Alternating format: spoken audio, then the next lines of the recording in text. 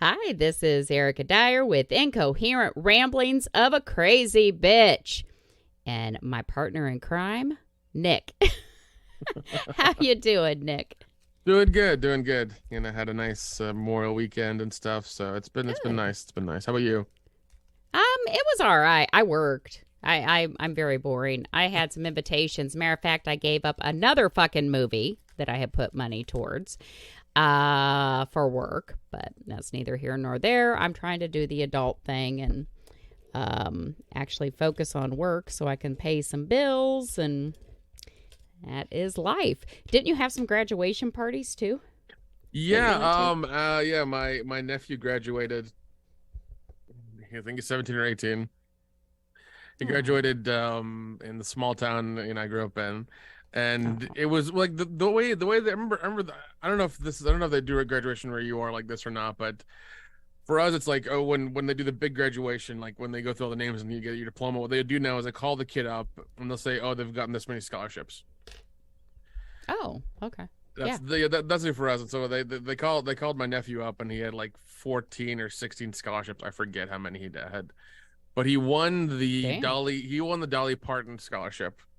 Aww. So he didn't know that and nobody else knew. So what happened is that, like, when he got on stage, like on the projector where they had like the pictures up there, they played a video that was for him from Dolly Parton. Oh, wow. That he had won the scholarship with his name on it and everything. She said, thank you. This, I think they made a nice little speech and everything. So yeah. That is pretty fucking cool. And his entire college is paid. He's going to University of Tennessee. And my God. His entire college is paid. Yeah. That is fucking awesome. Now, does he get to keep that video from Dolly? Will they give him a copy or something? I don't know, but he needs to post it on social media so he can get some ass. Yeah, because that's pretty fucking cool. That really is. Yeah. That really is. Yeah, I mean, it was nice. It was weird because, like, underneath his gown he was wearing a full suit. I'm like, what the fuck, kid? Isn't he hot? I mean, Jesus. That's what he wanted. That's what he wanted. He wanted like a nice suit to wear. I'm just like, that's good. You're starting off the right foot, man. Nobody can fucking see it because your gown. Yeah. No. Well, we went to dinner at a restaurant that was like, like a couple blocks away in Gallenberg. So yeah, he took off his gown and wore his suit. But I was like, yeah, man, jeez, nice suit. Oh my God. Yeah, he's going into aerospace. Good. Yeah. Wow. Yep. That is awesome. Yeah, it was awesome. Yeah, it was fun seeing. It was fun seeing that. I told him I was proud of him and everything. So yeah, he's he's going, and then his sister graduates in two years from the same high school, and then so we'll see how she does as well. Yeah, I got the reminder on Facebook. My son, my youngest, had graduated high school 2 years ago. Nice. Yeah, he's all excited because he'll be 20 in a couple months, and then that means he only has one more year till he can apply to be a deputy. And I told him, I said, you could still go to school. I said, you'll never be more than a deputy, or if you work for the city police, you'll never be more than a patrolman if you don't get some kind of degree now. And he's like, hey, you didn't go back to school till you were in your 30s. It'll be fine. I'm like, okay. Well. Yeah, because I think true. I think to be a detective or anything higher, you have to have like a criminal justice, even a minor criminal justice degree or something. Yeah, you have to have something. Yeah. Well, I mean, I'm sure he can like find night school or some sort of college or something that he can go and do for a period of time and get his degree. So yeah. Yeah, he probably won't though. He probably won't. I mean, the way you should convince him is like it'll be a bump in pay if you do it. Yeah, he is all about the money. Yeah, but I'll tell you, these fucking kids, because last time we did talk about my boys and how both of them, I was all fucking excited about these little assholes moving out, right? Because they both had a house that they were looking at. Yeah.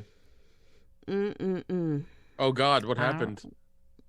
Okay, well, the one kid, the house that he put a bid in on, it did not pass inspection, which kind of explains, because I think 2 other people, it was listed on Zillow, and people put it had an offer on it, and it said sale pending, and then it would come back for sale. Well, it's because it's not passing inspection. Things that were in the inspection that they had not disclosed, the inspector found up in the attic areas where there had been a fire in the past. So, they had burnt lumber and shit like that. And then some of the outlets didn't work. And it's like, okay, well, if there was a fire, was there damage to some of the wiring, or is the wiring just so old? And I told my son, I said, well, that kind of explains too the flooring, because this was a house that my younger son had looked at with his dad. I never got to see the house. My older kid put a bid on it without me even being there. But he said that the flooring felt like it was buckling up in places. And I said, well, that kind of explains it. If there was a fire and the fire department had to come and put it out, they would have drowned the place in water. And if there's wood flooring under the carpet, it would have buckled from the amount of water. But yeah, so that didn't pass. And then my other kid, I knew this fucker was going to get this house. I knew it was the one at auction. And my kid was pre-approved for up to $120,000. Okay. He wanted to go up to 110, and I'm like, if the house goes over that, it's way too high. I mean, yeah, I had a nice plot of land, but it was a smaller house, maybe 1,200 square feet. The one family, husband and wife, lived in there since the time it was built, never had children. The wife was a smoker, so about 50 years worth of smoke in the walls and the carpet. But it was a solid house.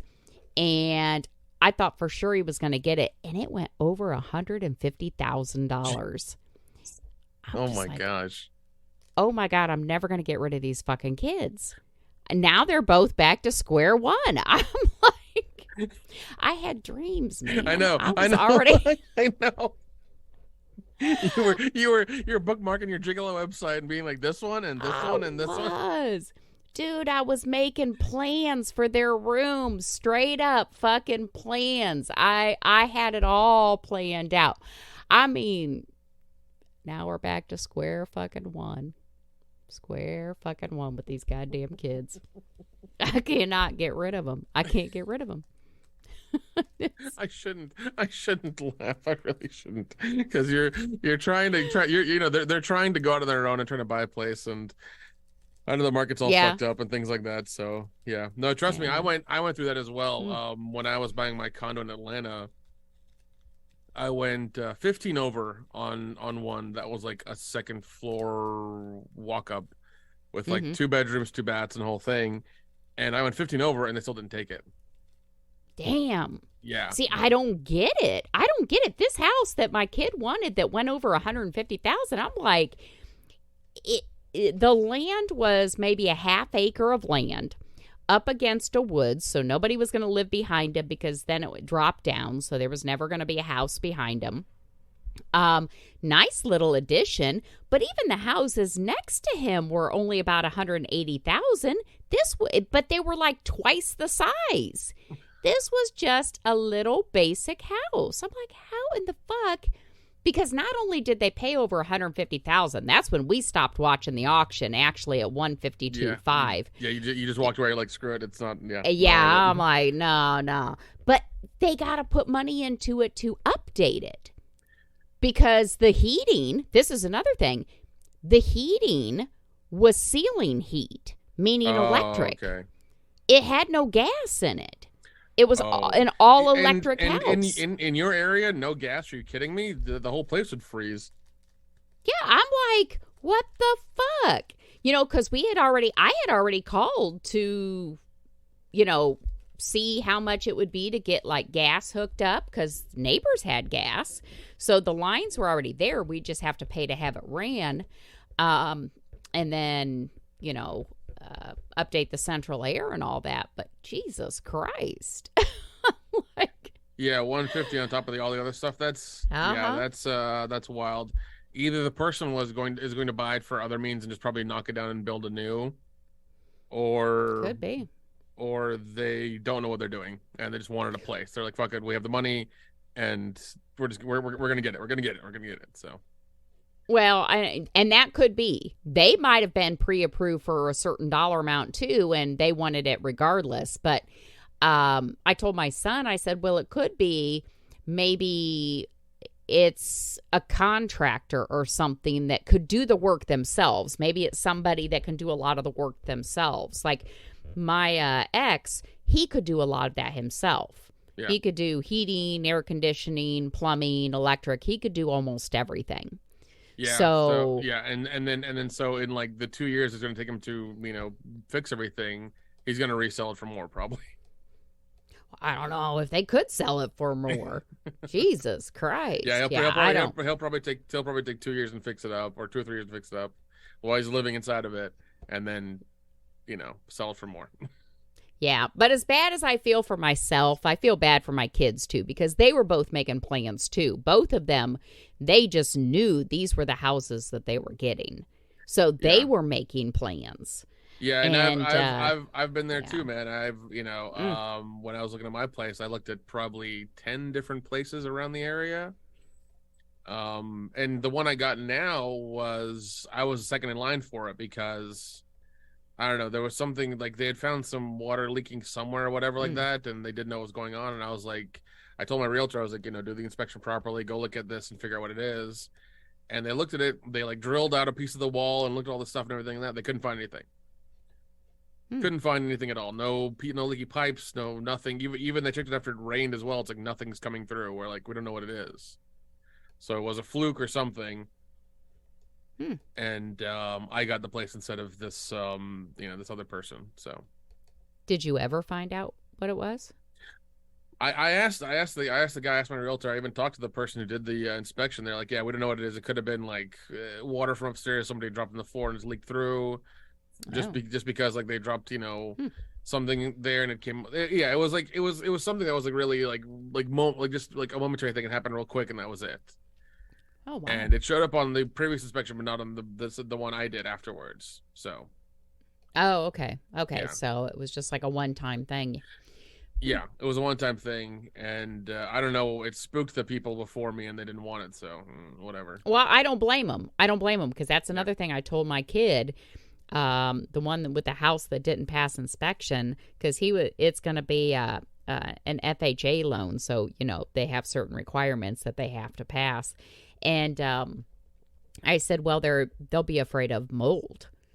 yep, If yep. you have burnt wood up in that attic, and if they put it out with any amount of water, I said there's a chance for mold in places that you can't see.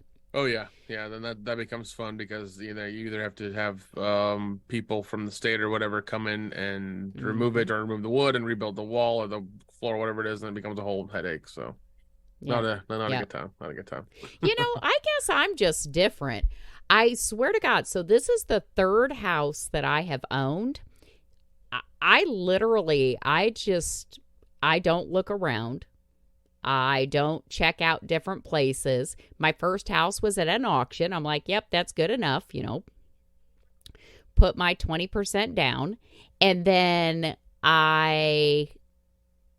the second house, I think I never looked around. I basically walked in, did a cursory look and said, okay, here's your offer. Yeah.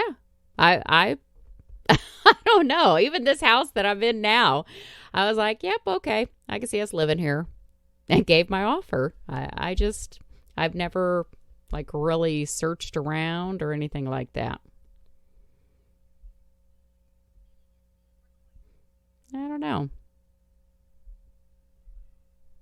Yeah, I mean that's about how mine went. Like the problem was when I did mine, it was in the height of like everybody selling their stuff and everybody buying it. Like I heard horror stories of people of there being like open houses on the weekends and there was line out the door, cars lined up around the block and things like that. Um, Yeah. that's when I bought, and And I'm glad I got what I want. I'm glad I got my stuff. Even then, what really sucked is that the older lady who was living here wanted till the end of the month to move out. And then once it got to the end of the month, Oh, like 2 weeks or whatever, they asked for more. And I was like, nope, I'm not giving them more mm-mm. because in the contract it said until the end of this month. And it's like, no, it's going past the contract. You need to get your shit out of there. You need to get cleaned up and things like that, whatever. And I shit you not, she left a bunch of stuff in Mm-hmm. the closets and underneath the sinks of places that I've had to like throw away and stuff. So Yep. Yep.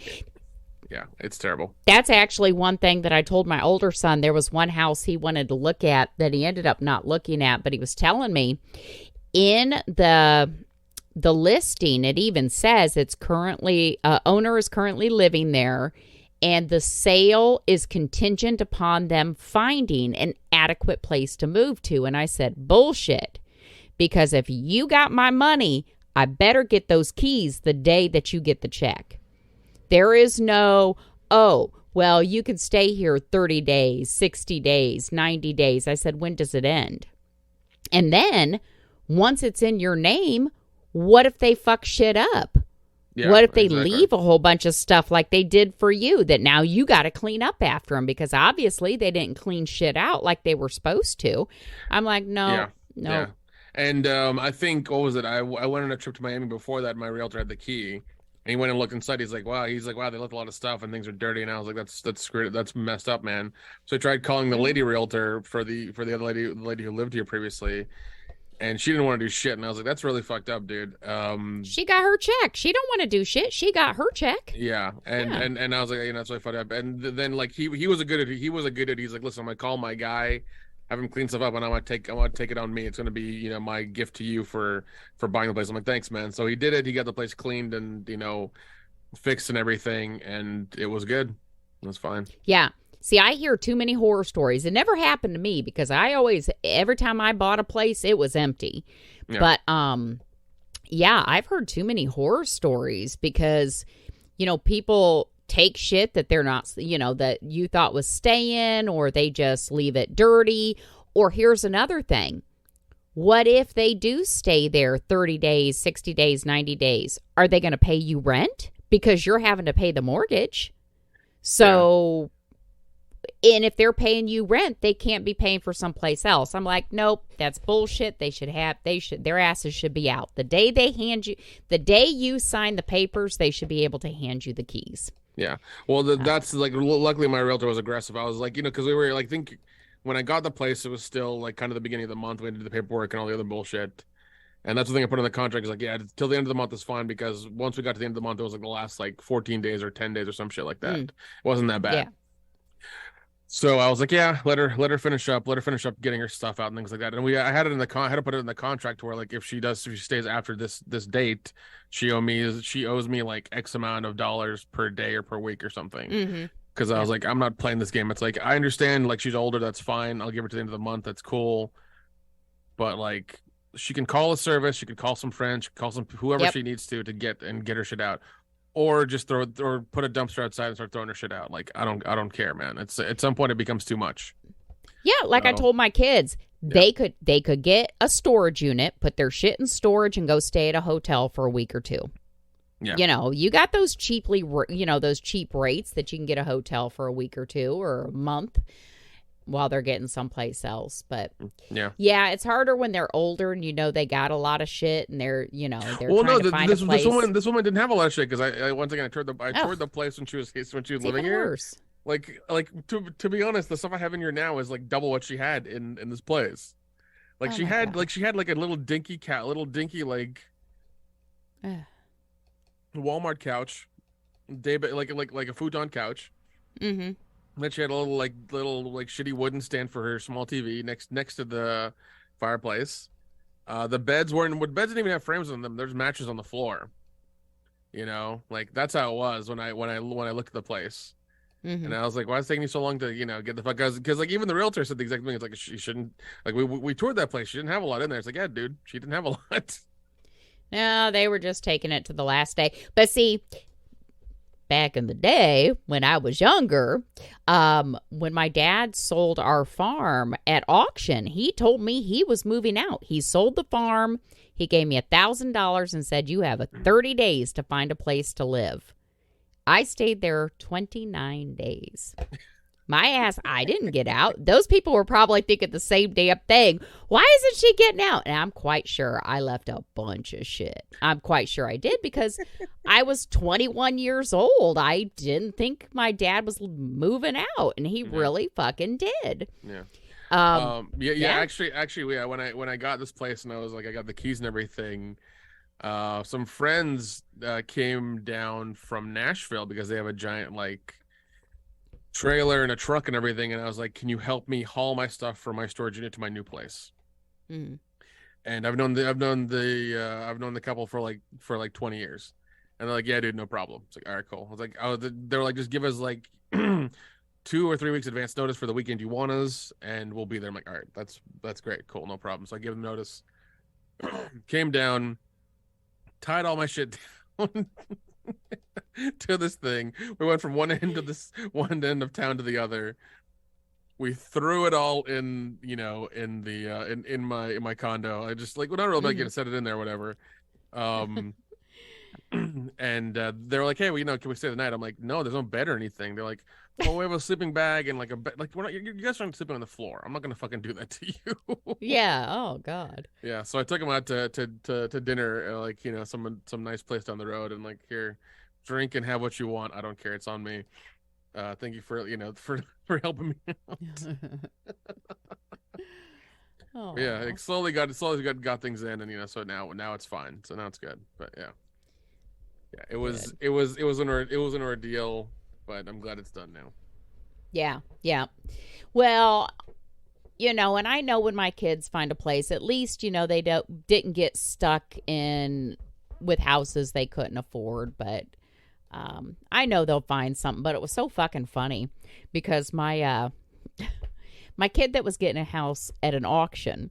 So upon close of the auction, $7,500 had to be put down, and to secure this, they have a credit card. So obviously my name is the name on the auction site because it was all online. Yeah. My name was the name on the auction site, and it was my credit card securing it. So the $7,500, and my damn kid, he goes, oh, am I going to have to pay you back? Or, yeah, motherfucker, you got to pay me back? No, actually, I probably would have told him no, but I thought, no, I'm just going to put $7,500 down because Lord knows I got to put it down for the other kid too then. Like, yes, that's going to be part of your 20% down. He's like, oh, I didn't think I'd have to pay you back. Like, yeah, no. You're the one always bragging about how much money you got. Yeah. Like, yeah, you got money because you don't have to spend any. Jeez, yeah, that's the truth, man. Yeah, but I hope they find nice places and they get the fuck out soon. Yeah, well, I told my one kid, I said, for $150,000, I said, you could have just spent a little more, bought a plot of land in the country for about $30,000, and then put a couple $100,000 into having a house built. Yeah. I'm like, whoever bought that house, I don't know what they were thinking, unless they were going to, like you said, tear it down or maybe add on to it. That's crazy. Yeah, because I mean that's what makes sense. They're probably either going to add on to it over the period of 2 years and then like sell it again, or just demolish it and like go for new. I mean that's what I would do if some smoker ladies lived there for 50 years. That stuff's coated in it, and you can never get that smell out. I would just demolish it to the ground and start again. Oh yeah, I mean you could see where pictures were taken off of the walls and stuff. Yeah, and you got to remember this house was built in, I think it was 1976. Shit. So everything, there was no garbage disposal, no dishwasher, orange carpet. I shit you not, orange carpet. It wasn't shag carpet. There was only one room that did not have brown or orange carpet. And it wasn't even, it was supposed to be a bedroom, and the carpet that was in there would be something that I would think of for an office. It was like this really, um, short pile, like blue. It was more of like what I would see in an office. So, yeah, I was like, oh, all that carpet's going to have to be pulled up, repaint. I said, but for a 19-year-old, he could certainly clean it up and live there and fix it little by little. But I don't know. I wouldn't pay $150 for it. There's no damn way. Yeah, no way, man, no way. Yeah. Yeah. Yep. But they're learning. They're learning. Yeah, so. The whole thing for me was a learning curve too, because my first place, and I'm just like, I learned a lot. So next time I know how to do it better. I didn't know anything my first time, but my second time, because now I'll research. I could tell you like the whole background of a fucking house before we even like go any further, because like this house that was going for auction, I said last time, I found the lady's obituary, and then from there I could backtrack where she worked, at the and find out they had no kids, look up the tax history, see it was their house for all these years. I'm like, man, I'll research that shit. But I didn't with my first house. I had no clue whatsoever. Yeah. So, oh well, I guess I haven't been laid in this long. I can wait longer. No.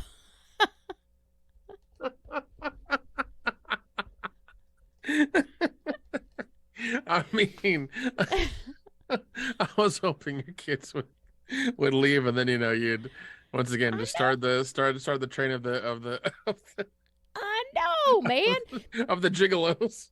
Oh, good God. No, actually, I was talking to my one cousin today, and he was laughing, and he goes, yeah, you're always talking about how it's been so long since you had sex. He goes, I haven't had sex since, what did he say? 2012. 2012 was the last time he had sex. And I'm like, oh. I said, maybe it runs in our family. Maybe that's our thing. So his is almost, another 12 years. Yeah, his is 12 years. Yeah. I'm like, holy shit. Yeah, I guess. And he goes, oh, God, because he's a cat lover like I am. And I said, well, like I told my friend, I said, it's not like I can't go up to the bar and get laid. He goes, oh, absolutely. He goes, anybody could get laid.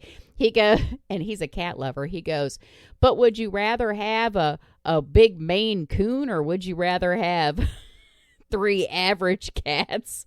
Like, what the fuck? Like, are you going to hold out for the big classy cat? Oh, he had me cracking up. That's good. We got an email. Oh, we do. Let's read it. Yes, from Anonymous. I sent you the information, so you know who it is. Yeah. It's the podcast comment adult tapes. I can't read. Erica and Nick, I was listening to the recent podcast episode, and the question the listeners sent in about the porn tape, it had me laughing and remembering something that happened fairly recently. When my dad passed away a couple of years ago, my half brothers and I got into his gun safe, which was his everything safe. We found some Polaroid pictures of naked ladies, no faces or identifying marks, so thankfully we couldn't tell if they were our moms or someone else's we might know. All right. We also found a couple of unlabeled VHS tapes, although we didn't have a way to play them at that moment. That's terrifying. Oh, no shit. It just so happened that the day after we got into the safe and found them, our aunt told us that one of our dad's friends was trying to get a hold of us because he had some tapes in his possession that he wanted back. We all suspected as we got older that maybe dad was a party guy and a swinger, and a friend of his asking about tapes would have been suspect number one if he had to name someone who would have been involved in that. Who knows if those tapes were trophies or if they were blackmail. Either way, we knew we weren't watching them, nor were we going to turn them over to someone else. We destroyed them in a bonfire of trash and papers. We never followed up with the guy. We saw him at the funeral several days later, and we asked if we found the tapes, and we said nope. He looked like a combination of disappointment and relieved. All I know is that we don't have any regrets. Oh my God, that is so fucking hilarious. Oh my God. Yeah, because the guy who was asking about the tapes, he might be wondering if they're still out there to be found.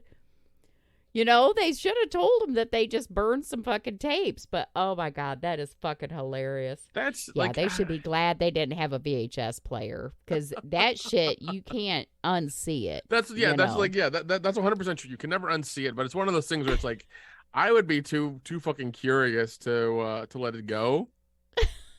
And I would sacrifice my mental health and my personal well-being to be like, I'm gonna fucking watch these. I'm at least gonna watch like 5 minutes and see what's going down. Just make sure you don't see one of your parents' faces, then it's okay. Yeah, that's what happened. It's like once I got to this like a parent's face, like nope, turn the tape over and just go to the next one, and they're like or fast forward or something. I don't know. I'd figure it out. But yeah, that's I don't know.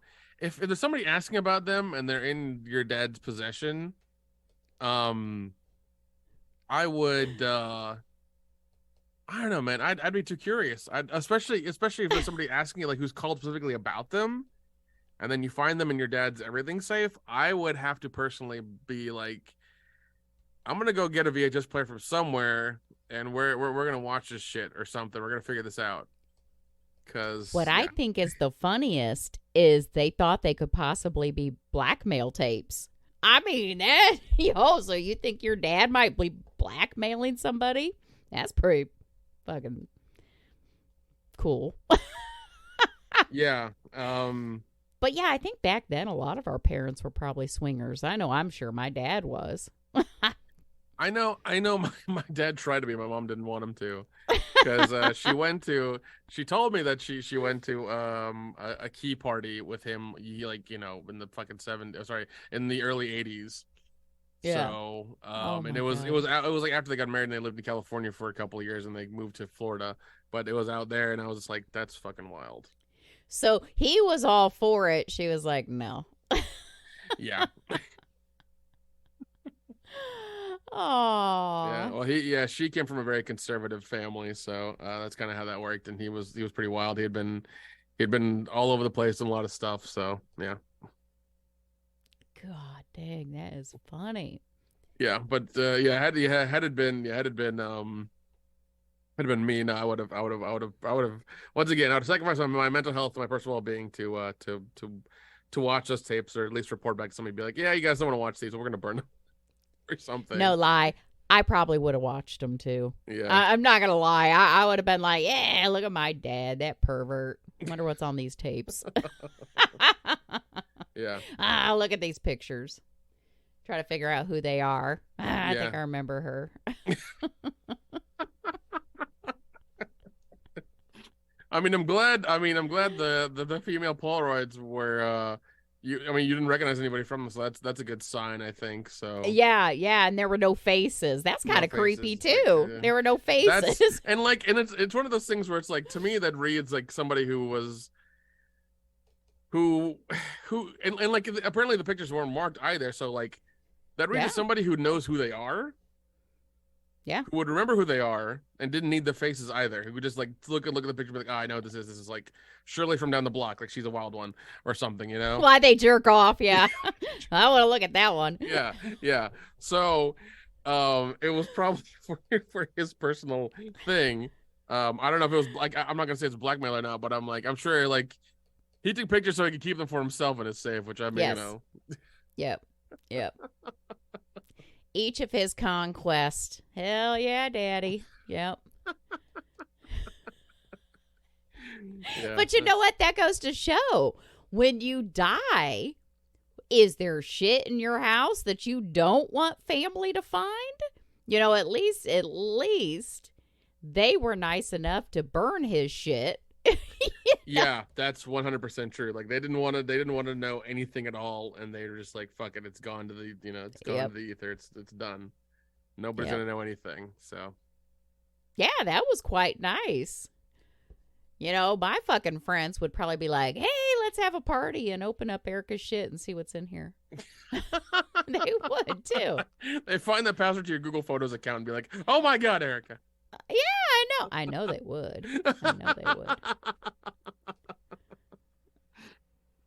That dirty pervert. Look what she has. But I'm so excited somebody wrote in. I hope more people do. Yeah, that was a nice long email. That was great. That was a good response. But thank you to Anonymous. Yep, that was awesome. And if anybody else wants to write in, it's ericadyerpodcast@gmail.com. Yep, it is. Yeah, we do get a few here and there. That's good. Yeah. Once in a while, yep, we do get some, which is very, very exciting because I need to pick me up now. I'm so fucking sad. Have you been seeing on Facebook my fucking cat is gone? Yeah. What happened with that? Oh, my God. So a couple nights ago, my kid was leaving about 10 o'clock at night, and this one cat, Xerxes, he will, like, dart right past you. He's this orange cat. He's about 3 years old. And he darted past my son. It was about 10 o'clock at night. My kid's like, Xerxes got out. And he tried to walk around the back of the house because the cat always goes under the shed. Didn't get him. He went to the gym. Well, I forgot the cat was out. I was working. Like, I legit worked this weekend. And so when my kid got home about midnight, he walks in. And at that point, I'm like, oh, that's right. I never let Xerxes back in. So I went out looking for him. Couldn't fucking find him. I walked around outside till like 2 a.m. looking for this fucking cat. And it has been 2 full days, almost exactly now, 48 hours. I still have not seen this cat. He is gone in the wind. I have no clue where the fuck he is at. And I'm so damn upset because I love this cat. And yeah, matter of fact, this was my replacement cat for fucking Dorian, which was another cat that died like 3 years ago. But yeah, I haven't seen this cat. I hope he comes back. I'm gonna cry. So like, it's terrible, man. That's horrible. Periodically over the past 2 days, like, because I'll be wearing my robe and my slippers and everything, and I'm wandering. Actually, I shouldn't even say walking. I'm wandering up and down the alleys and the streets. Xerxes, kitty, kitty, kitty. Xerxes, kitty, kitty, kitty. About every hour.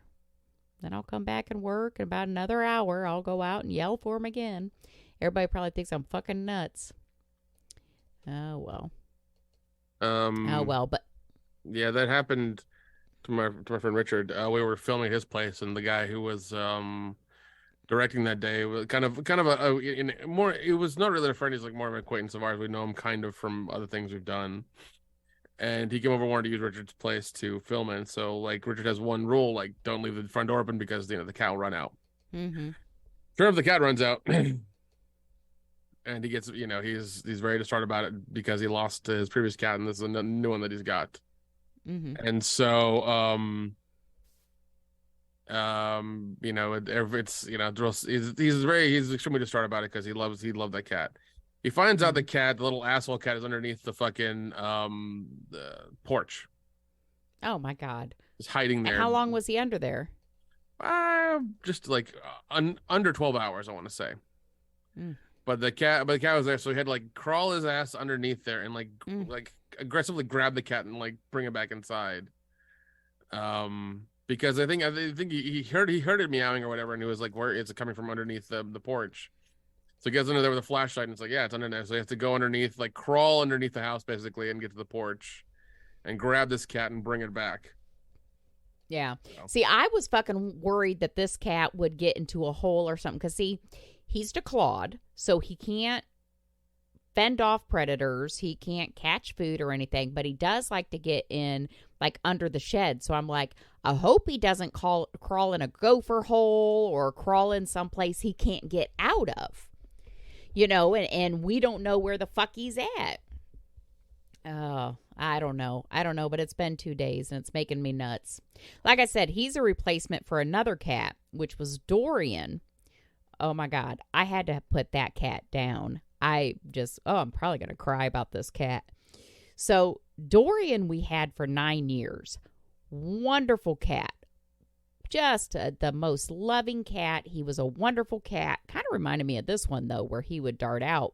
Well, he got really sick, and it turned out he had, like, feline leukemia in 2020. Yeah. And they're like, oh, well, we can send you to a specialist. And I'm like, I ain't taking no fucking cat to a specialist. You know, what am I going to get? Cat chemo or some shit like that? And so we just kept giving him steroids and stuff like that, and he would get progressively worse. Well, the night I put him down, my God, I hope my kid never listens to my podcast, which they don't think I'm funny, so they're not going to listen. But he was having a lot of pain, and he was like laying under my dresser, and he's and all that. And I had my kid come and pull him out, and I'm holding him. I said, well, go get one of his steroid pills, because he was on half a pill at a time. I said, we'll go ahead and we'll give him another pill. So I gave him the other half of the steroid pill. And I told my kid, I said, well, Abby, or one of our other cats, I said, has some leftover pain meds. Go ahead and get me one of those. And we jammed this mouth open, and we shoved this pill down this cat's mouth. Well, after a little while, he got really lethargic and was very floppy. You could pick him up and he had just nothing. And he was barely breathing. And so it was Sunday night, I called the vet, and I'm holding the cat, and he bit my fucking arm, drew blood and everything. And I dropped him on top of his head, but took him to the emergency vet. And as he's laying there, the vet gives him more steroids and an IV. Well, when he walked out of the room, the cat had a seizure. He comes back in. I said, and I'm bawling. And I go, I think he had a seizure, and the vet checked his heart. He goes, well, he's barely breathing. I don't think he's going to make the night. And I said, well, I don't want this cat to suffer. And I'm bawling the whole time because I love this cat. And I said, I don't want the cat to suffer. And he goes, okay. He goes, switch me places. And he gave him an injection, and then the cat seized, and he goes, and then the cat stopped breathing, and he goes, well, that's a normal reaction when they stop breathing. I'm like, I know, my dad died. And so I had taken the cat there wrapped in this SpongeBob SquarePants towel. Well, when I left, I just fucking walked out, right?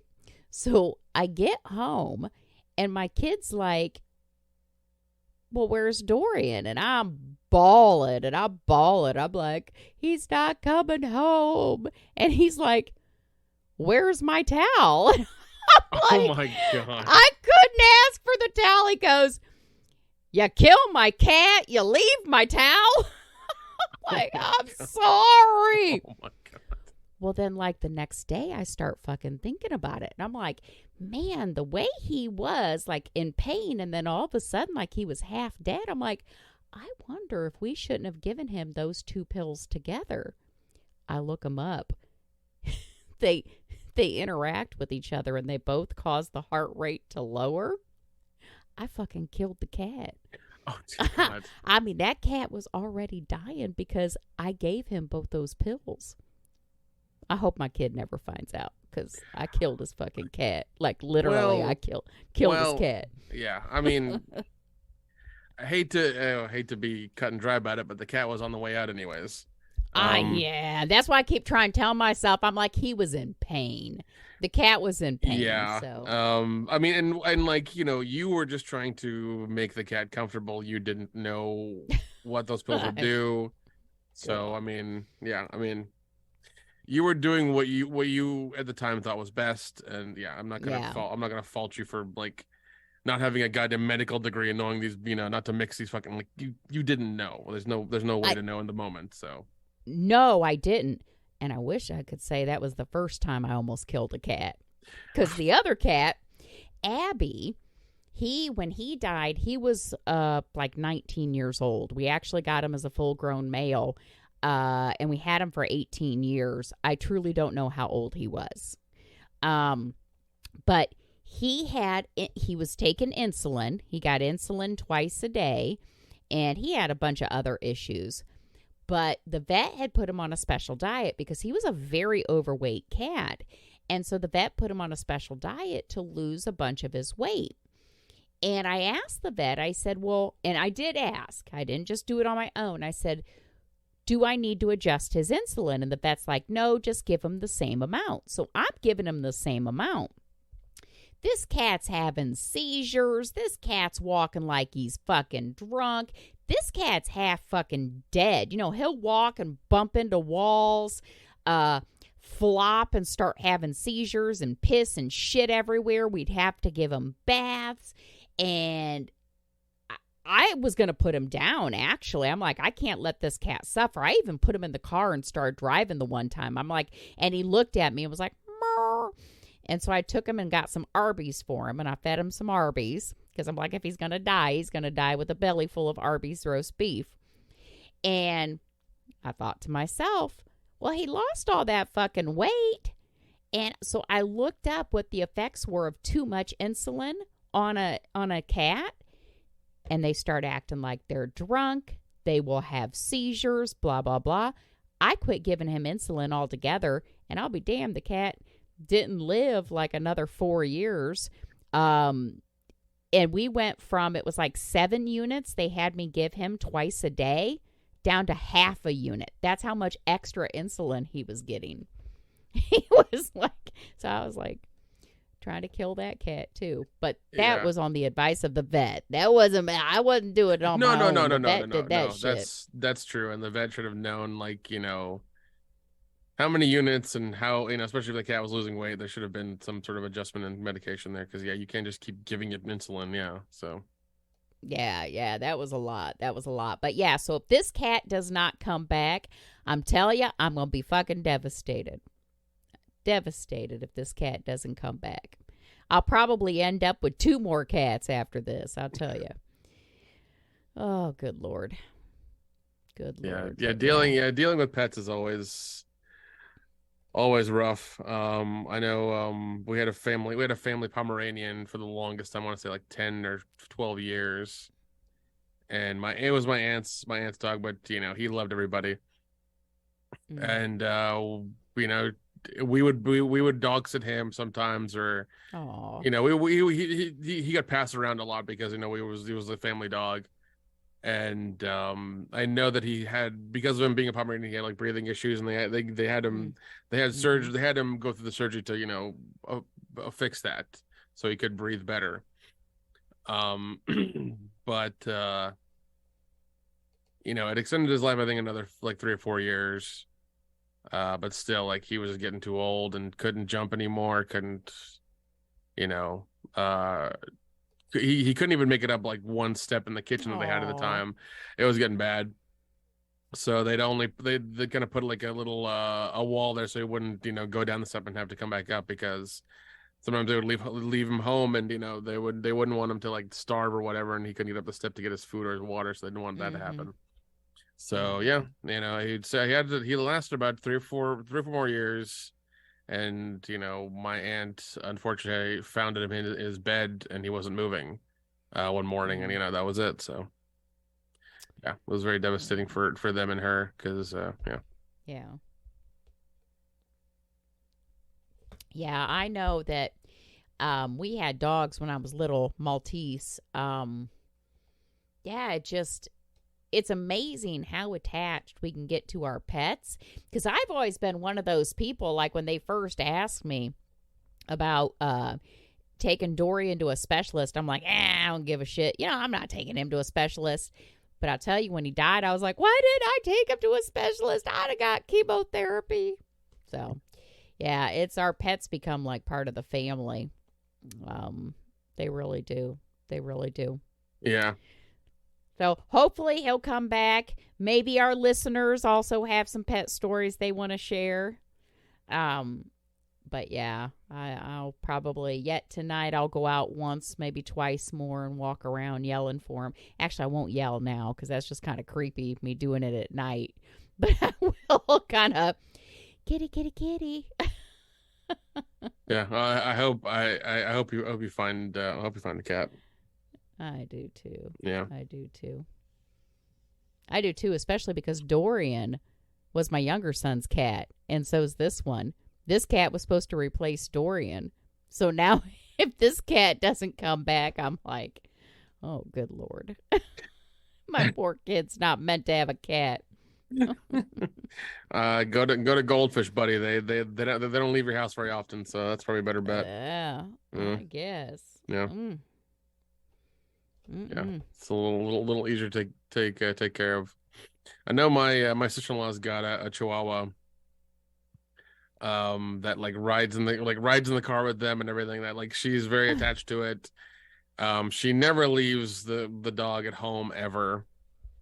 The dog will only the dog only can go to like one person. I think it's like her aunt or whatever in Florida whenever they do anything. So they have to usually like drive to Florida to take the dog there and then do their vacation or something like that. So it's a little daunting, but that's how they do it. So Oh, God.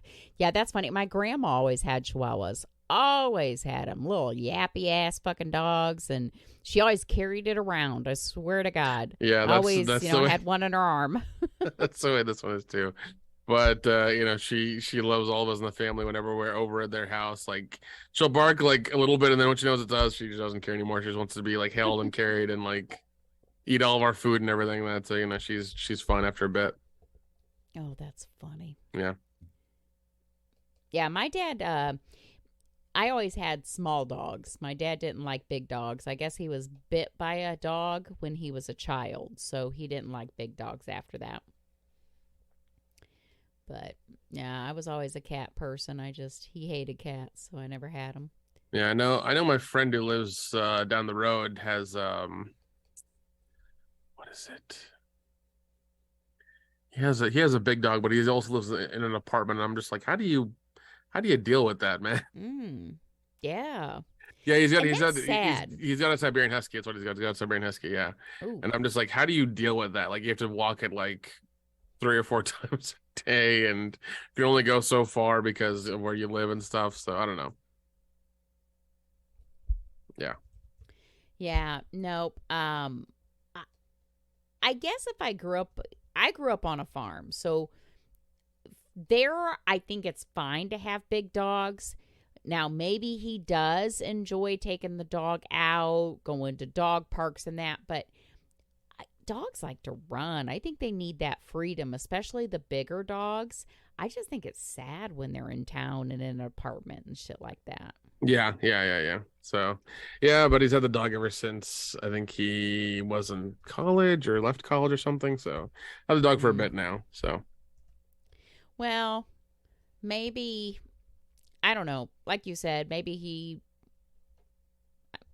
there's a dog park close to there and he likes to walk it and shit like that. yeah. And if the dog's used to it, the dog's used to it. So Yeah, and I know he'll take the dog to his parents in Tennessee every now and again, and let leave it there for a weekend or a week or two, and just let it roam around and whatever. So yeah. they can have wide open spaces and stuff, so it's fine. Yeah. Yeah, dogs need a lot more room and a lot more attention. So, Yeah. But on that note, I think that's probably does it for this episode. Hopefully, I'll have good news. Hopefully, good news soon. He'll be back. There's a lot of people over where I live that have been keeping an eye out for him. So That's good. yeah. Yeah, I do hope you find the cat for sure. My little Xerxes. He's named after you've seen the movie 300? Yeah. So Xerxes is the Persian king that got carried over in like the covered in all the gold and shit like that. He was the Persian king. Yeah. That came over to conquer. That's who he's named after. He's not named after the good guy. He's named after the conqueror. Yeah, who wanted to take over Sparta? Yeah. I'm like, okay. Yeah, that was a wild movie. I remember when that came out. Everyone wanted to go watch it. It's crazy.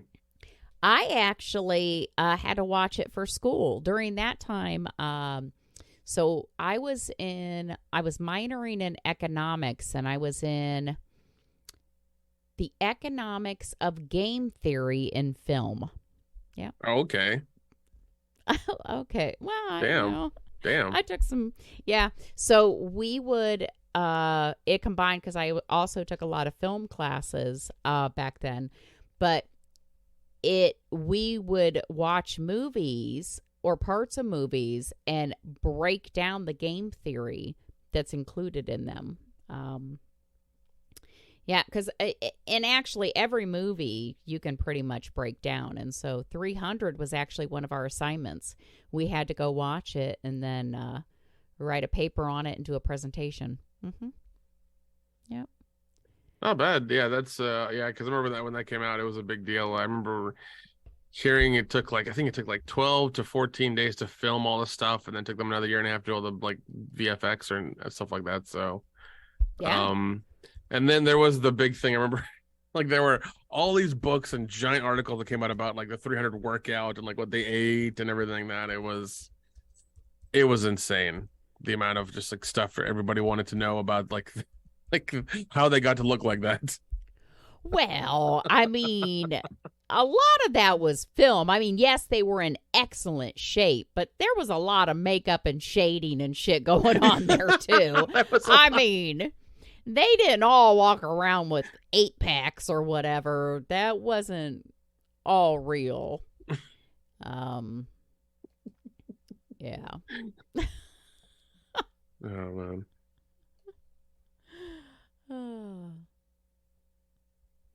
Yeah, actually, I just looked it up. So, yeah, game theory. There's a lot of other colleges that have game theory too. It's pretty big. Cornell University, Illinois Wesleyan University. Yeah. Yeah, the same kind of class where they break down here. This one, they break down a beautiful mind. Oh, nice. I don't Nice. know. I enjoyed it. Like I said, I was in film way back when. Yeah, the only film classes I took were just like like it was all the technical stuff, like how to work a camera and how to edit and things like that. So I think I learned game theory and stuff like that from watching YouTube videos and stuff, and kind of just figuring it out on my own and just being, oh, this is how you do this is how you do these shots, this is how all this stuff works. So Yep. yeah. No, I think one of the best classes I took, and I think it was really just an introduction to film. And again, how to break down the lighting and stuff like that. Because the professor I had in that class would have us watch things like, oh God, I'm trying to think of some of the old 50s movies. There's one, which one is it where he says Rosebud in it? At the end, Citizen Kane. You have to know. Yes, Citizen Kane. God, I can't believe I forgot that. That's a fucking classic. All I can remember is Rosebud. Yeah, the only reason I know that is because that's a joke from Simpsons. I think they make a Treehouse of Horror or something at some point. I was like, oh, that's Citizen Kane. Okay, gotcha. Yes. Citizen Kane was one of the movies that we had to break down because there was a lot of film shots in that that we had to break down, and I think it was. God, what was the one where they were coming through the window and it was like a long shot where it just seemed like it lasted forever. Just one long shot. But yeah, we had to break all that down. Yeah, I can't believe I forgot Citizen Kane. How embarrassing. God, yeah. Although I did take that class 30 years ago, so give me a break. It's fine. It's fine. No, it's one of those things where like, yeah, I just learned how to do it, I guess, like on set or like whenever I was doing stuff like that. I know there was one interesting thing I did when I shot my first movie out here in Atlanta. We had a very limited space to shoot a scene where these girls were like holding a guy hostage against a tree and we're going to cut him up and like, toss his body down the gully or whatever. And we had to do like over the shoulder stuff and, like do things back and forth basically. Mm-hmm. So all we did is shoot the exact same coverage in the exact same spot. We just turned the camera like to like 180 degrees the other side, and that's what we did. And like you can't tell in the movie that we did that because it's so dark outside, and we lit things a certain way so it could look, consistent. But we had like 5 feet of space to shoot this thing in, and we did it. Damn. Yeah. Because one thing. Because there's one thing I've kind of figured out. It's like people only care about what's in frame. Whatever's out of frame, nobody gives two shits about. Yeah, you can have like the light stand there and the other shit, the mic guy and like director and everyone, like as long as none of that shit is in frame and it's all like the frame's clean, you can't tell where the hell you are. It doesn't matter as long as it perpetuates a story and keeps going. Like nobody cares. Yeah.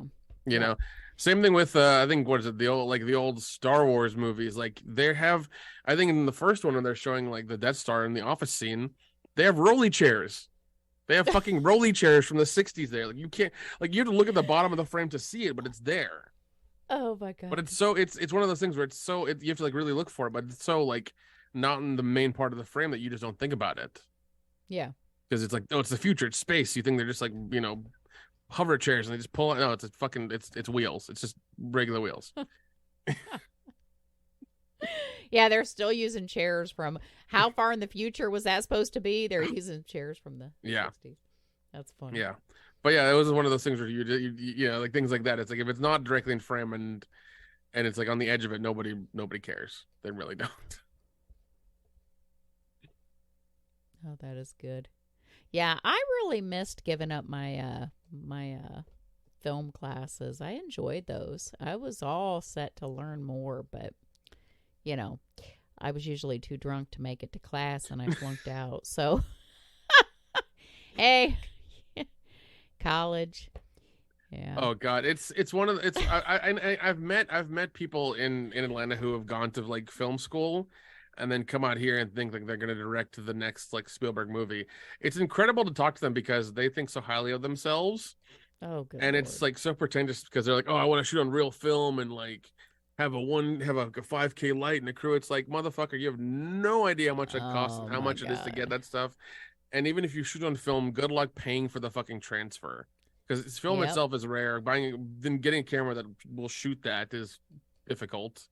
Mm-hmm. And then transferring whatever footage you have to digital and then editing it is a pain in the ass. So good luck. But it's just fun talking to those kids who just got out of like film school who are taking classes. It's like, oh man, I need like an 8K camera. This, no, you fucking don't. No, you don't.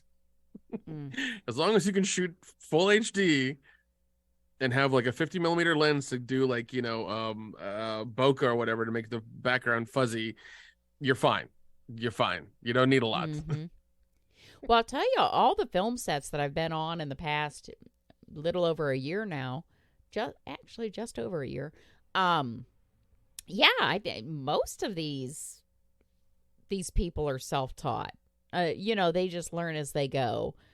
I mean, I'm sure a couple of them have gone to school, but yeah, it seems like just doing it and working with good crews and all that, you're going to learn more that way. I could definitely see the ones that go to like the big film schools though being a little more pretentious.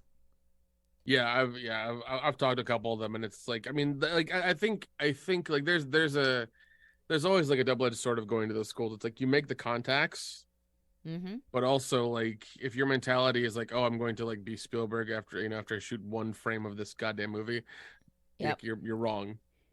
Oh, I can't stand that. And I've worked with some. I know people, one person like that right now. Yeah, and I've worked with some people. I worked with one guy like that who I don't think went to film school, but he was just kind of like he read a book and followed it to a T. And I'm just like, I understand what he was doing, but it's like, come on, buddy. I'm like, yeah, this yeah, like get fucking with it. Yeah, there's no problem. There's no problem going. I have no problem with anybody who goes to schools, gets contacts, and like works from the ground up, because that's literally what you're doing. Is like, even though you know all the shit, you're never going to be like a production assistant. I mean, you're never going to be like assistant director or director immediately. Like you have to work up through all that shit. Yep. And that's the way it is for all that stuff, because it's a very niche group of people, and if you don't show up and don't do the work, they know who you are immediately. Oh yeah, and they talk, man. Absolutely. Yeah. From coast to coast, there's people, because I always get to talking to some of the crews, and it's amazing how they know each other. Yeah, because one of the first movies I did, I one of the guys who was doing movies in town at the time when he was doing his own stuff hit me up and called me. He's like, "Hey man, these two actors you got in your movie, how are they to work with?" And this and the other. I was like, man, don't fucking bother, don't get them. They're a pain in the ass. I know they look real hot on and all the promo stuff we've released, but don't waste your fucking time, man. They're a pain in the ass. They're not worth the money, not worth the time. Somebody else. And they asked me about one of the other girls I work with. I was like, yeah, dude, I gave her a number if you want to. Yeah, she's really cool. She's really cool to work with. Also, I have her number if you wanted. You can contact her and get her on your next thing. So yeah. Yep. Yeah. It's like that old adage they have in Hollywood. It's who you know and who you blow. You gotta work it. Yeah. It's a terrible sentiment. It's a terrible sentiment, but it's unfortunately kind of true. It is true, because I'm telling you, there's people that when you get to chit chatting, I've already heard names like, no, you don't ever work with them, or I'll never work with them again, and I'm just remembering all that shit. I got people I'll never work with again. Yeah. I got people that I thought they were great. Other ones, average. But yeah, there's a few that I'm like, oh, good God. Give me my time and my money back, because you just irritate me. Yeah. I've worked with a couple like that too, and it's just like, never again. I don't care what you pay me. It's not worth the headache of dealing with, that person. So, yeah. Yeah, absolutely. It's just not worth it, man. No, not at all. But no, I mean, speaking of movies, I gave up another fucking movie. I was so excited this past weekend, Saturday. I was supposed to drive down to Kentucky and be in the trailer for New Year's Eve. Oh, New Year's Eve. Yep, and I'm like, I emailed them, and I ended up working like 14 hours because I got a bunch of shit I still got to do. And I emailed them. I said, well, I'm quite sure you can find somebody else to say whatever lines you were going to give me. And it was just for the trailer. So my actual part was filmed back in February. So, yeah, I was so sad. But I was like, well, it's a 5-hour drive there, 5 hours filming, 5-hour drive back. There's my whole day. And I'm like, Erica, you really need to get this shit done. So I did the adult thing. And I gave up a movie. That's the third one. Are you keeping track of this, Nick? That's the third one I have not filmed. The third one. Well, I mean, you want like you said, you're being responsible and doing your work, even though it's not fun. But at least you're gonna get your your bills paid off and stuff. Well, unfortunately. And I don't know why I do this shit. Because, yes, I'm a consultant. And it's an at-will. I could quit. They could fire me. It's at-will. But I'm one of those fucking people. No, I agreed to the contract. And it's my duty to fulfill my obligations of the contract. And I'm very arrogant. So I'm like, nobody can do it as good as I can. Like, if I quit now, nobody can fill my shoes. I mean, I am so arrogant. That's what I get with some things like as well. I'm just like it's like oh, we'll do it. It's like I'll drive there in 10 minutes and it'll get done. Just give me fucking 10 minutes. Like I'm that person. It's like let me do it this way. It'll be fucking easier. Yeah, just get it done. Get it done. Because I've thought about that. I'm like, I could just step back, and I'm like, no, because they're not going to get anybody up to speed, and it's just going to take more time. Just fucking give up some weekends and get it done. Yeah. Yeah, speaking of your movie, Late Checkout is still showing at the Smoky Mountain Fan Fest, August 11th, 2023. Really? I'm So, so excited. yep, So excited. That was my first one. My yep. first one.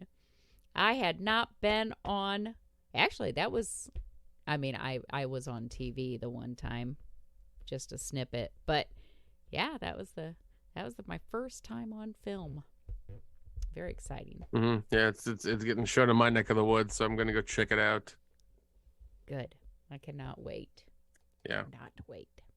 yeah, I'll go. Yeah, because I've been to this convention a couple times so far, and there's a local guy comes by with like just long boxes of old comics, and it's funny because everybody there who's kind of like I'm I'm not gonna say like I'm I'm a connoisseur of comics or some shit like that, but like everybody who comes there always wants like the Marvel or DC stuff, like the basic ones. And I'm always there to buy like the horror comics, like Vault of Terror and like Tales from the Crypt and like other shit like that. And luckily those are really cheap, so I can always get like a giant pack of them and take them home. But no, it'll be nice to go check this movie out. I'm gonna make a point of doing that. Good. Yep, and that was the one that I met. You probably see me on Facebook sometimes talking about my movie husband, Todd. That was the one that I met Todd on. And then the second film set we were on, I got to meet Todd's real wife, which was Wolf Hollow. Yeah, Right it was on. just so funny. Yeah. Did she get the joke? Was she cool with it? Yeah. She's actually really funny. They make a perfect couple. Oh, that's awesome. That's awesome. Yeah, they really do. But she's not interested in being in movies like he is, but yet she doesn't care and encourages him. He'll fly to fucking LA to be in a movie, and she's like, have fun. No, I don't want to go.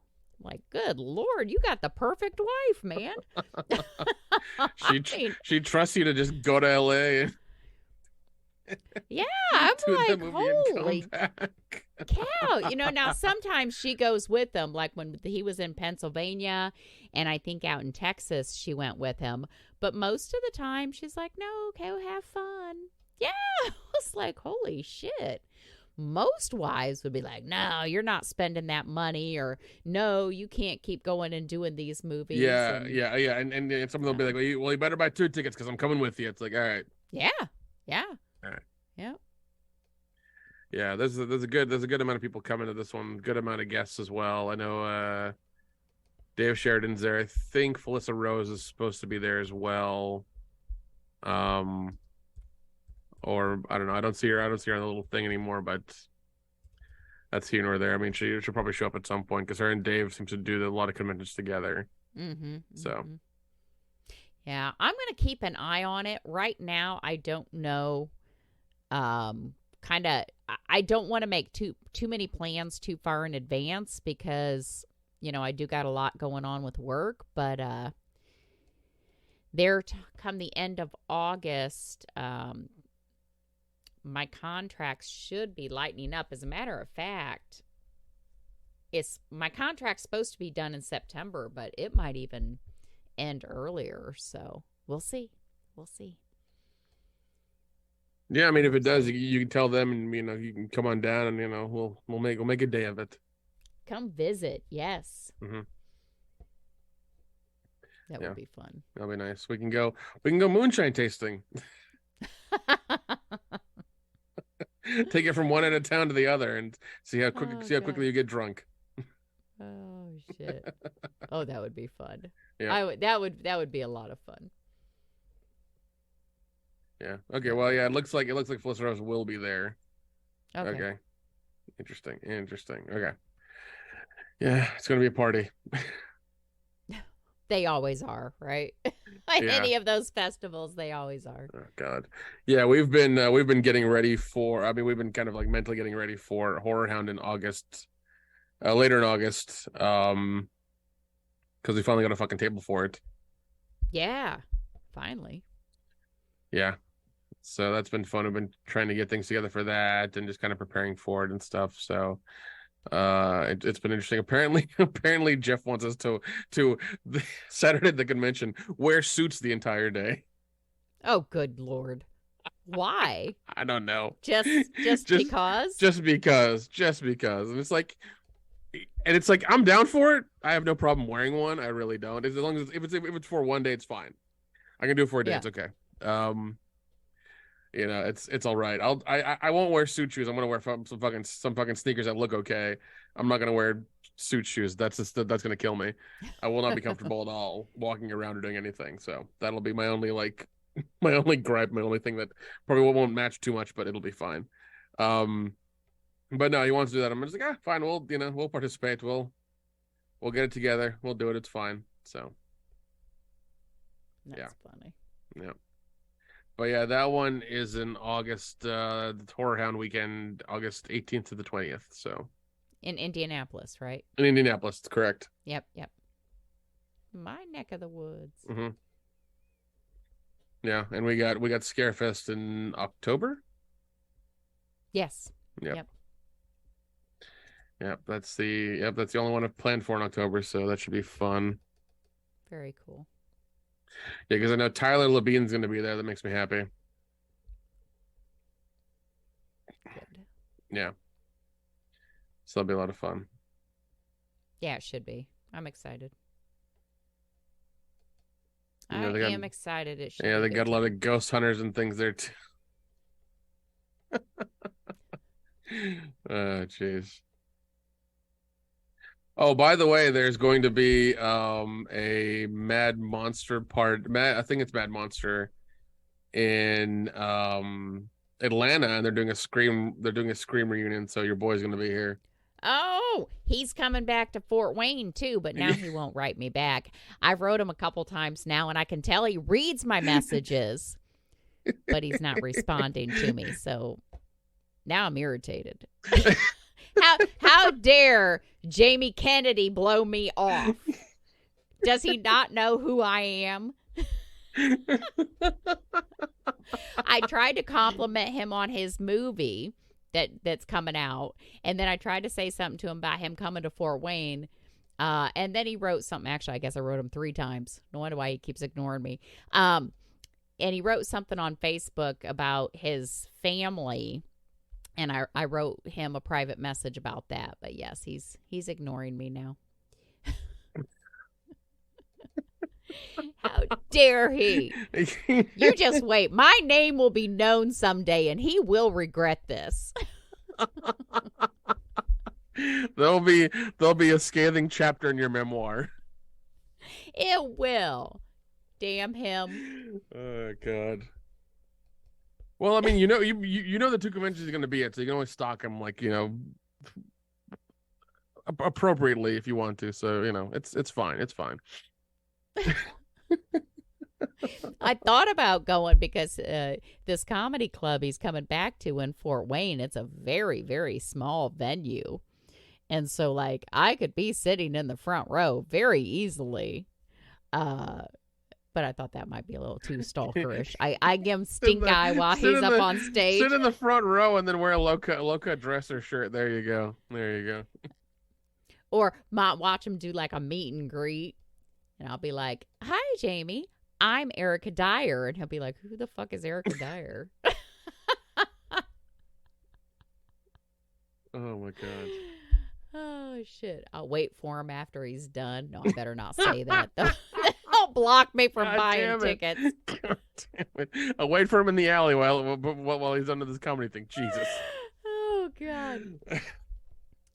I'll look for the car with out-of-state plates. It'll be a rental. I'll know it'll be a rental. Oh, shit. Oh, shit. Oh, God. I'll park next to that one. Yeah, because this venue, there's no hotel or anything by it. So he has to get in a car to go somewhere. It sounds either like you're going to stab him or you're going to blow him. It sounds like one of the two. Oh, well, it doesn't matter.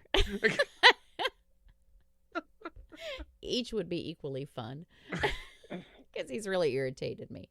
Okay. But I still love Jamie Kennedy. Oh, man. Oh, God.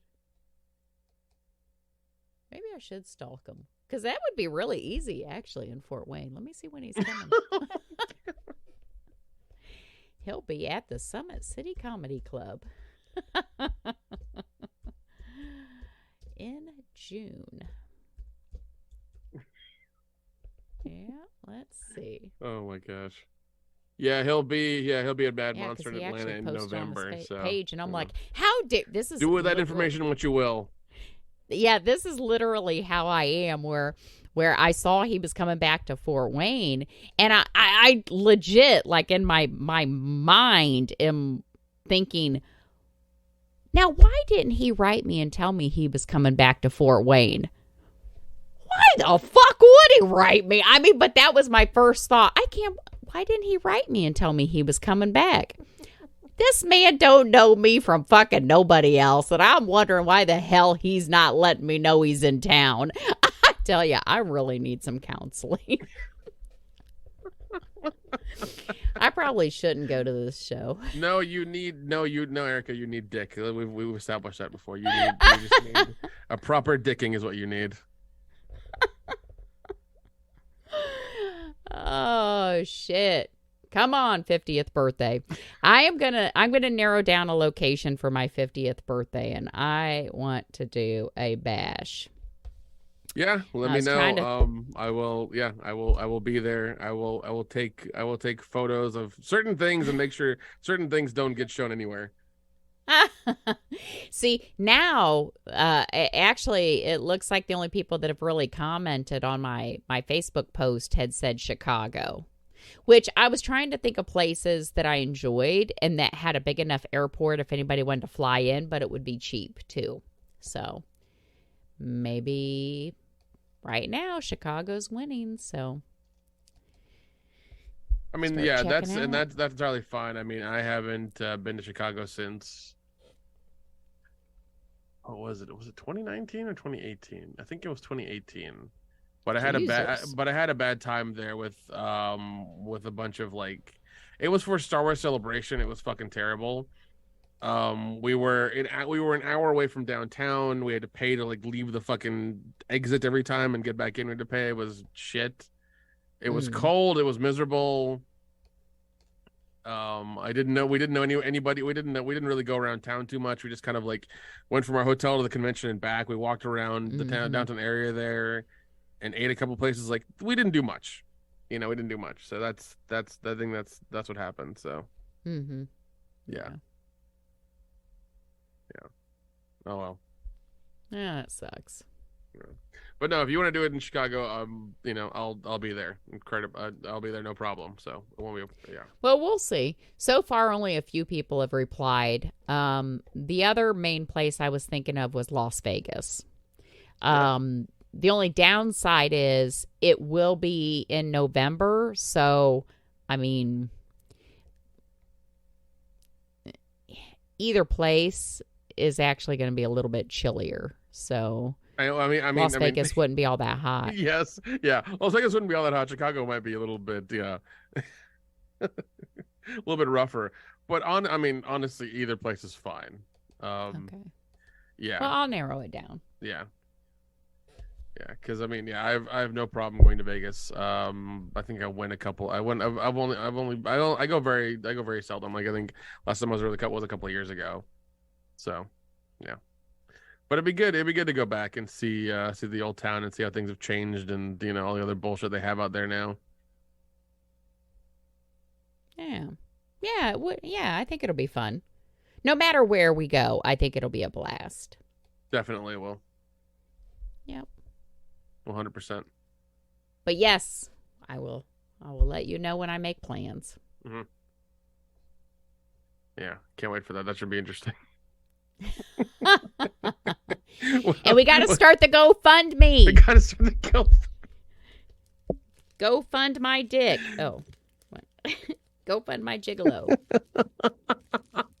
That site you mentioned should have a crowdfunding aspect to it. Like, they really should, because I feel like they're missing out on a market there.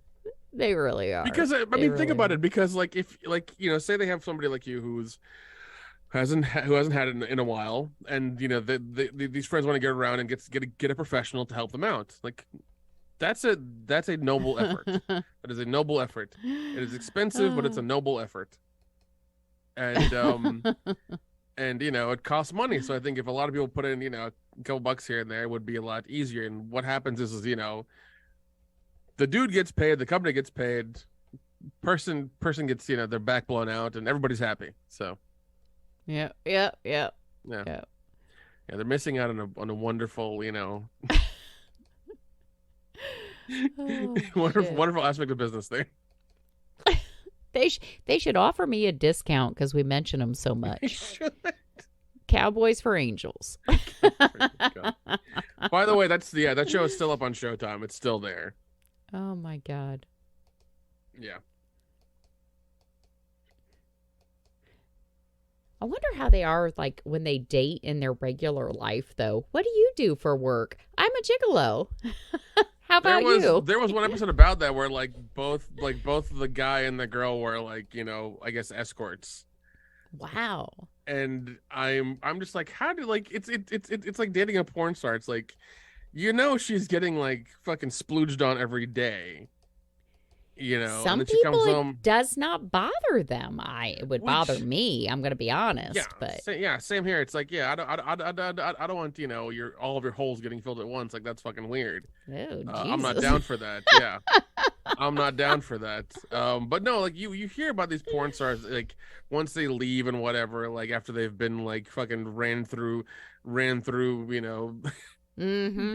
the porn meat grinder. They're like, oh, I'm gonna settle down and get married, and some guys are just like, yeah, it's fine, I'll take her, it's okay. She's different now, but it's like, dude, she's had 4,700 dicks in her. Yeah. I don't Yeah. Now I get when they retire, I could see that more than, I gotta film a movie today. I'll be back later, and I just. Yeah, that's a little much. Yeah, that's a little much. It's like, yeah, honey, you got to go to work. The work's riding me real hard. I just got to go get this done. I got to go get double penetrated. I'll be back later. Yeah, it's yeah. Because then, what if your husband or whatever, your wife or whatever, wants to have sex? Then what do? You're tired because you've just been on your back the entire day. Or whatever. It's like you don't want to go through that. So it's weird, man. It's weird. I mean, I'm once again, if that's your thing and you want to marry a porn star, whatever, man. That's up to you. But I feel like marrying or settling down with a porn star is like buying a car from Hertz Rent-A-Car and hoping it's okay. It's like that. Well, they're actually very clean. In the porn industry, if we're talking legit porn, they get tested all the time. I think they're required to have weekly tests. Yeah, and the cleanliness is not the problem. It's just that the amount of penetration they've had is a bit. Just the amount of partners and things like that. Some of them are 500 to 1,000 and things like that. It's like that's a lot. Damn, a lot. And it's just yeah, and we've all, everybody who's listening to this podcast has watched porn, and you've seen those people, how they how their bodies are and what they look like. It's they're perfect specimens. How do you fucking deal with that? Yeah, it's gotta be I don't know, it's just odd. It's just very odd. Yeah.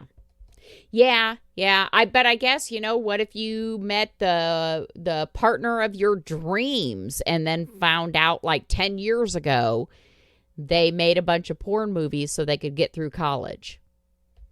Do you give up that person of your dreams? There would have to be a Q&A session about well, once you were done with college, did you stop and get the job you went to college for, and then that was it, or did you keep doing it? There's it's gonna have to be a question and answer phase of this thing going on. Because if they're still doing it behind my back, it's a problem. You know, because you hear about these OnlyFans girls who are making like minimum $5,000 a week, and some are doing upwards of $1 million a month and things like that, like or $10 million a month or something like that. It's crazy. You know.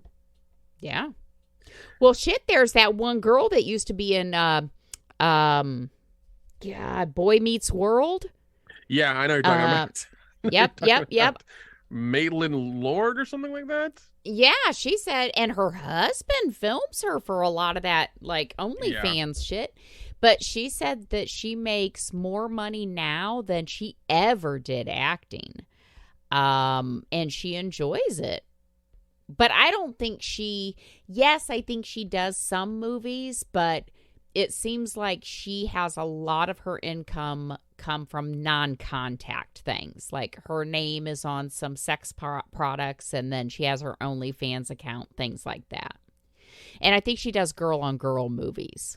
I don't think she does girl-on-guy. I do think they're girl-on-girl. It's quite odd, I know that, but I've read articles.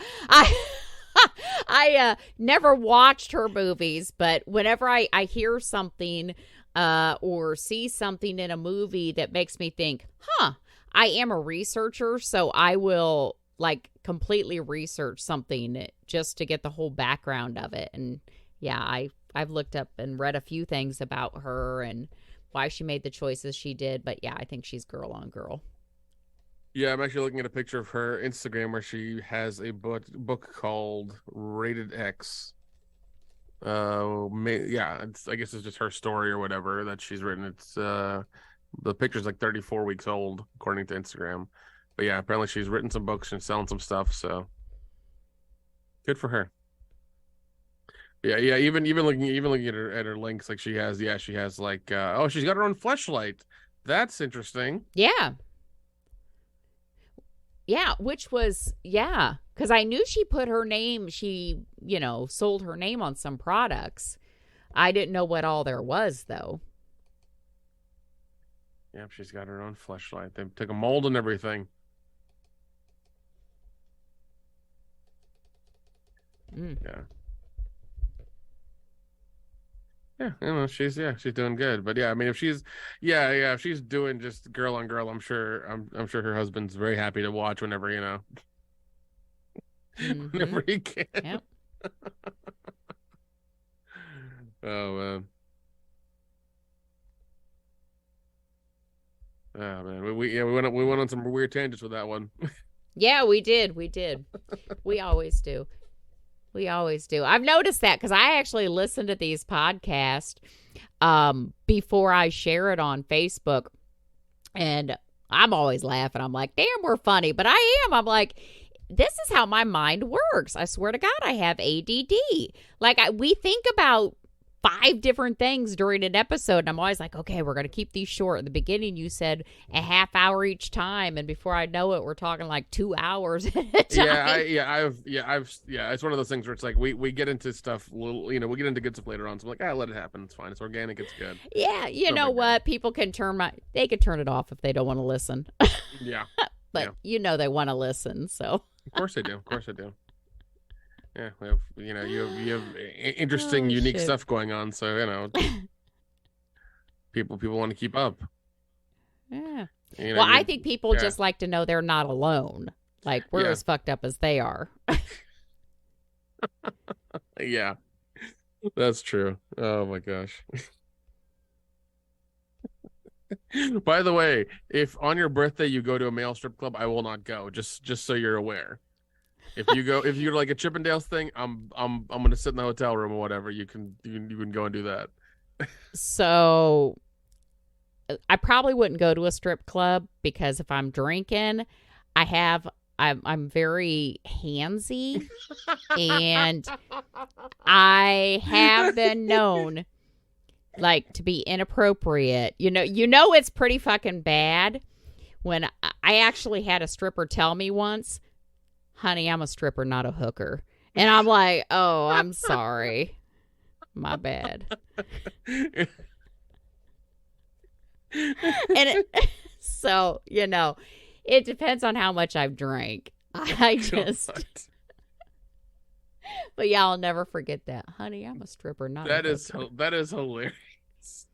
I'm like, Because oh, I thought it. I'm sure those male strippers get, they get phone numbers and room keys and all this shit like put into their underwear or whatever like that. They get it all given to them. I'm sure. Yeah, and this was back when I was younger and better and skinnier. Like, okay, I guess he doesn't want me to lick him there. All right, well, it's so good. Oh my gosh. I'll pay you extra. Oh. They probably do that shit too. Give them enough cash, they'll probably do it. Oh God. That's all right. But yeah, we'll see. If anything, some of the friends that are going, if we went to a strip club, it'd probably be a female strip club because those are fun. Those are a lot of fun. Well, see, they're fun if you have like a mixed group of people. If it's guys and girls, then it's fun. But if it's just dudes, it's really awkward because as a dude going to a strip club, you can't you have to like it's one of those ones where like they don't tell you the rules at the door, so you don't really know if you can touch or not. So you have to kind of like move your hand a certain way, and then if it gets slapped away, it's like, all right, we can't touch anything. We have to keep our hands like above our heads, like where the security cameras can see you, like shit like that. Mm-hmm. Yeah, it all depends on the place and the strippers. So yeah, but no, it sounds like it'll be a fun night regardless. Yes, absolutely. Yeah. And on that note, hopefully next time I'll be able to say what we've settled on, and then we can start making plans, and I can pick my gigolo out, and then we'll know how much money we need to raise. Because they're different prices. Oh, and there's some good ones in Chicago. Let me look up that page. They had quite a selection up there. I'm curious about your internet search history, but then again, I don't want to know. I really don't want to know. I know. See, that's one of the things. When I die, I need a friend to come over and clear my shit out before my kids start doing anything. Oh man. Oh shit. But yes, if anybody has any stories or birthday suggestions, ericadyerpodcast@gmail.com. I got to record a bunch of e-learnings, so I have to start practicing on my, hi, this is Erica voice. I got to record a bunch of shit. Oh, man. That's awesome. But yeah, I think that'll be it for this episode. Once again, ladies and gentlemen, if you want to get in contact with us, ericadyerpodcast@gmail.com. Send us messages, send us suggestions, send us things you want us to talk about. We're going to attempt to get, I guess, a guest at some point for a future episode. I'm gonna email. Hopefully. I'm going to contact said guest, and hopefully we get a positive response, and that should be an interesting episode. Absolutely. Cannot wait. I hope others join and listen. Definitely. All right. Have a good night, everyone.